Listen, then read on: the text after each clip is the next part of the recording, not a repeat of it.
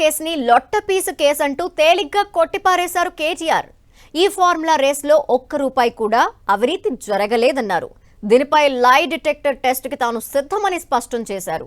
CM Revanth రెడ్డిని కూడా lie detector test కి రావాలంటూ ఛాలెంజ్ చేశారు. అదో లొట్టపీస్ కేసు మళ్ళా చెప్తున్నా, నేను ఇగో ఇక్కడనే నిల్చుంటా, కావాలంటే రేవంత్ రెడ్డి వస్తాడా, ఏసీబీ డీజీ గారు వస్తారా, ఇట్లే లైవ్ కెమెరాలు ఇట్లే పెట్టుండ్రి, lie detector test పెట్టుండ్రి, lie detector test పెట్టుండ్రి, దూద్ కా దూద్ పానీ కా పానీ. నేను స్పష్టంగా చెప్పాను, ఒక 45 కోట్లో 46 కోట్లో ప్రభుత్వం నుంచి కట్టాలని ఆదేశం ఇచ్చింది నేనే.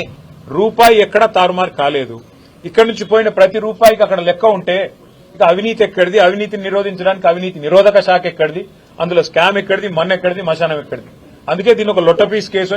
దమ్ముంటే రేవంత్ రెడ్డిని రమ్మని, ఆయన మీద ఏసీబీ కేసు ఉంది, నా మీద ఏసీబీ కేసు ఉంది, రా ఇద్దరం కూర్చుందాం. నువ్వు బ్యాగులు మోసినవా లేదా, నువ్వు బ్రహ్మాండంగా పైసలు పంచినవా లేదా, ఎమ్మెల్యేలను కొనుగోలు చేసే కేసులో దొరికినవా లేదా, నువ్వు దొంగవా కాదా నువ్వు చెప్పు, నేను కూడా ఉంటా. ఇట్లా పక్క నిలబడదాం, ఇద్దరం లై డిటెక్టర్ టెస్ట్ పెట్టుకుందాం. ఎవరు వాస్తవం చెప్తున్నారు, ఎవరు అబద్దం చెప్తున్నారు రాష్ట్ర ప్రజలు చూస్తారు. ఏమున్నది